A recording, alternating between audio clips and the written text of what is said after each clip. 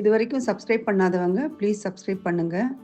Bell பட்டனை press பண்ணி all ஆப்ஷனை சூஸ் பண்ணிங்கன்னா நான் போடுற வீடியோஸ் எல்லாம் உங்களுக்கு வந்து சேரும்.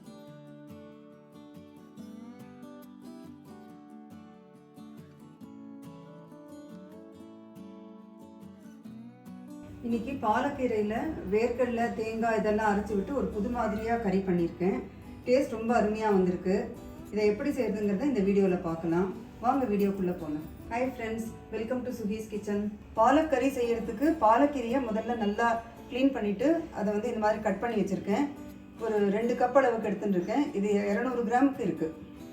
இன்னும் என்னென்ன பொருட்கள்லாம் தேவைன்னு பார்க்கலாம். இப்போது வேர்க்கடலை 1/4 கப்பு, தேங்காய் பத்தை 7-8 பீஸு, ஒரே ஒரு பச்சை மிளகா, ஒரு வெங்காயத்தை கட் பண்ணி வச்சுருக்கேன், ஒரு 10-12 கருவேப்பிலை, கடுகு 1/2 டீஸ்பூன், ஜீரகம் 1/2 டீஸ்பூன், தனியாத்தூள் 1 டீஸ்பூன், மிளகாய்த்தூள் 1/2 டீஸ்பூன், மஞ்சள் தூள் 1/4 டீஸ்பூன், உப்பு தேவைக்கேற்ப, உப்பு வந்து நான் 3/4 டீஸ்பூன் எடுத்துட்டுருக்கேன், நெல்லிக்காய் சைஸ் புளியை ஊற வச்சு புளி தண்ணி எடுத்து வச்சுருக்கேன், 1/4 டீஸ்பூன் வெல்லம், 1 teaspoon lemon juice, 1 table spoon சமையல் எண்ணெய்.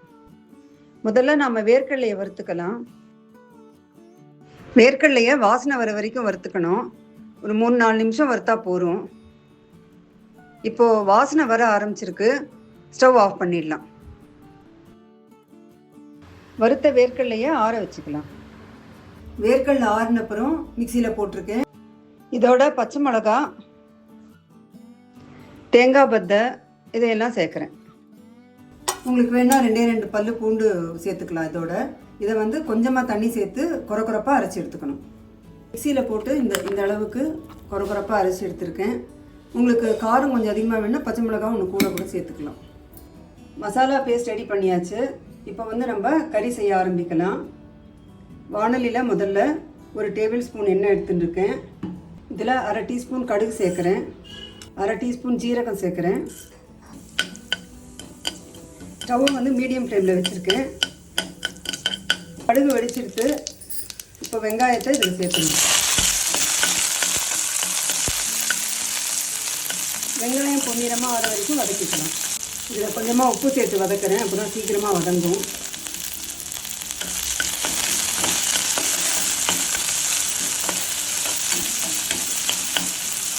வெங்காயம் வதக்கும் போது ஒரு 10-15 கருவேப்பிலையும் அதோடு சேர்த்து வதக்கிக்கணும்.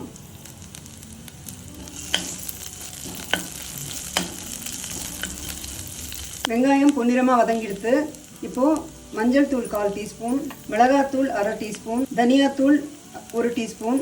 இதை கொஞ்சம் லைட்டாக வதக்கிக்கணும்.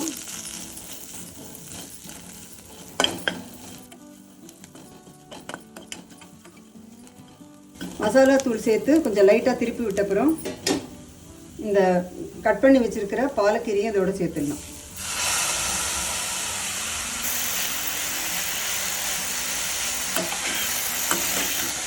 பாலக்கீரையில் இரும்பு சத்து நிறைய இருக்குது. அதனால் ரத்த சோகை வராமல் தடுக்கும். அப்புறம் கண் பார்வை, தோலுக்கு, எலும்புக்கு இதுக்கெல்லாம் ரொம்ப நல்லது. நோய் எதிர்ப்பு சக்தியை கூட அதிகரிக்கும். தலைமுடி வளர்ச்சிக்கும் ரொம்ப நல்லது. கீரை கொஞ்சம் ஓரளவுக்கு சுருங்குற வரைக்கும் இதை திருப்பி விடணும். ஸ்டவ்வை மீடியம் ஃப்ளேமில் தான் வச்சுருக்கேன்.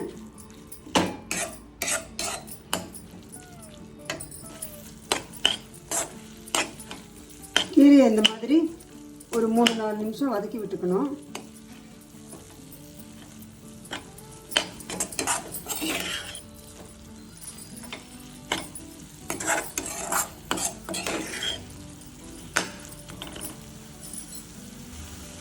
இதில் இப்போ இந்த மசாலா பேஸ்ட்டு சேர்த்துடலாம்.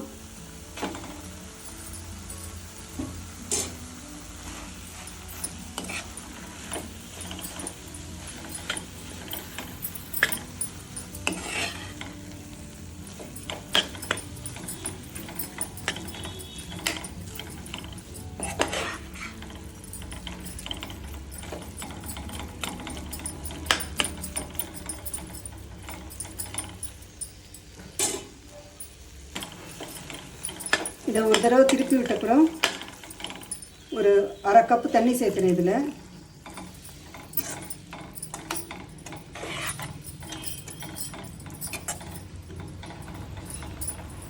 இப்போது கரைச்சி வச்சிருக்கிற இந்த புளி தண்ணியை இதில் சேர்த்துடலாம்.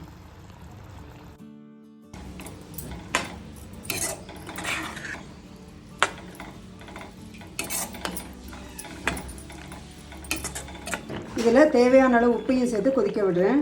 ஒரு 3/4 டீஸ்பூன் அளவுக்கு சேர்த்துருக்கேன் நான்.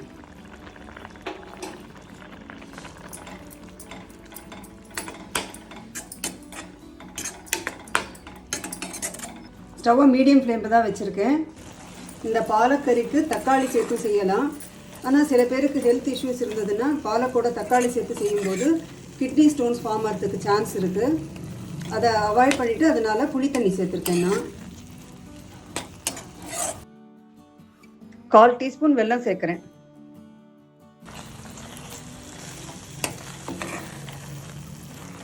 நல்லா கலந்து விட்டப்புறம் ஸ்டவ் ஆஃப் பண்ணிடலாம். இதோட 1 டீஸ்பூன் லெமன் ஜூஸ் சேர்க்குறேன். ஸ்டவ் ஆஃப் பண்ணப்புறம் 1 நிமிஷம் ஆனப்புறம் இதை சேர்க்கணும். ஏன்னா லெமன் ஜூஸ் சேர்த்தப்புறம் கொதிக்க விடக்கூடாது. அப்போது அதில் இருக்கிற விட்டமின் சி எல்லாம் போயிடும். விட்டமின் சியோட இந்த பாலக் சேரும்போது பாலக்கில் இருக்கிற சத்து நம்மளுக்கு நல்லா நிறைய கிடைக்கும். நம்ம இந்த கறியில் வேர்க்கடலை கூட சேர்த்துருக்கோம், அதனால் கொஞ்சம் ஹெவினஸ் இருக்கும். இந்த லெமன் ஜூஸ் சேர்க்கறதுனால அது ஈஸியாக வந்து டைஜஸ்ட் ஆகும். இப்போது ரொம்ப டேஸ்டியான ஹெல்த்தியான பாலக்கறி ரெடி ஆகிடுது. இந்த சூடான சாதத்தில் கலந்து சாப்பிட்டா ரொம்ப அருமையாக இருக்கும். எல்லா சாதத்துக்கும் சைட் டிஷ்ஷாகவும் யூஸ் பண்ணிக்கலாம். சப்பாத்திக்கு கூட சைட் டிஷ்ஷாக யூஸ் பண்ணிக்கலாம். நிறைய பேர் சேனலை சப்ஸ்கிரைப் பண்ணியிருக்கீங்க, எல்லாருக்கும் ரொம்ப தேங்க்ஸ். ஆனால் சப்ஸ்கிரைப் பண்ணும்போது பெல் பட்டனை ப்ரெஸ் பண்ணி ஆல் ஆப்ஷனை சூஸ் பண்ணுங்கள். அப்போ தான் நான் போடுற வீடியோஸ்க்கெல்லாம் உங்களுக்கு நோட்டிஃபிகேஷன் வரும். இதை நீங்களும் ட்ரை பண்ணி பாருங்கள். இந்த ரெசிபி உங்களுக்கு பிடிச்சிருந்ததுன்னா லைக் பண்ணுங்கள், உங்கள் ஃப்ரெண்ட்ஸ்க்கெல்லாம் ஷேர் பண்ணுங்கள். சேனலை சப்ஸ்கிரைப் பண்ணாதவங்க சப்ஸ்கிரைப் பண்ணுங்கள், உங்கள் கமெண்ட்ஸ் அனுப்புங்க. தேங்க்ஸ் ஃபார் வாட்சிங்.